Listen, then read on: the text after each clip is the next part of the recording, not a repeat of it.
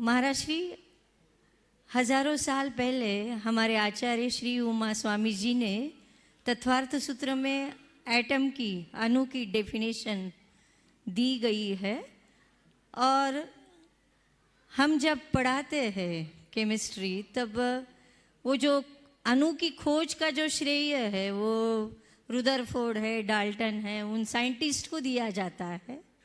तो हम जैनी जो है इसके लिए कुछ हम कोशिश नहीं कर पाए या कुछ, उसके बारे में मुझे ज़रा ये लगता है कि देखिए, बहुत अच्छी बात आपने उपस्थित की है और मुझे लगता है कि आप एक विज्ञान के विद्यार्थी होने के नाते प्राध्यापिका हूँ, तो इस विषय को आप अच्छे से समझते हैं। ये बात बिल्कुल सत्य है कि हमारे तत्वार्थ सूत्र में परमाणु का जिस तरीके का विवेचन किया गया है वो पूरी तरह वैज्ञानिक और प्रमाणिक है। रदरफोर्ड या डाल्टन के परमाणुवाद से लेकर विज्ञान मान्य परमाणु की आज तक जो क्या मुशारू क्या बोसोलॉजी है ना, बोसोन गॉड पार्टिकल कितने, बोसोन ने क्या, जैसे प्रोटॉन इलेक्ट्रॉन, मैं बोसोन की बात कर रहा हूँ। यहाँ तक परमाणु की निष्पत्तियों में कितने परिवर्तन आए, अगर देखा जाए तो सारे सिद्धांत डस्टबिन में चले गए। लेकिन जैन धर्म के परमाणु का जो सिद्धांत हमारे तीर्थंकर भगवंतों ने कहा वो आज भी जस का तस है।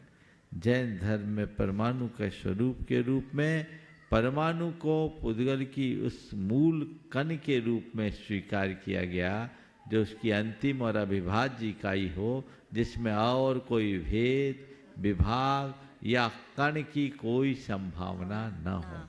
जैन धर्म के अनुसार जिसे आज गॉड पार्टिकल के रूप में जाना जाता है, जैन धर्म का परमाणु उससे भी अनंत गुना सूक्ष्म है।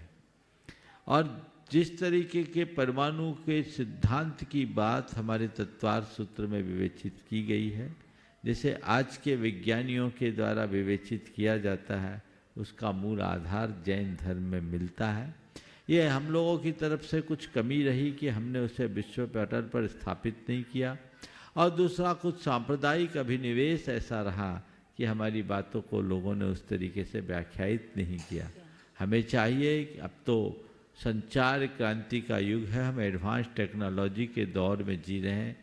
जितने भी इस विज्ञान से जुड़े हुए लोग हैं वो जैन धर्म के मूलभूत सिद्धांतों को पढ़े, समझे और आज के वैज्ञानिक मान्यताओं के साथ उसकी समीक्षा करते हुए एक रिसर्च पेपर लिखे, उसे पब्लिश करें, अंतर्राष्ट्रीय मंचों तक उसे पहुंचाया जाए ताकि दुनिया के लोग ये जान सकें कि जैन धर्म का परमाणु सिद्धांत कितना बृहद, व्यापक और विशद है।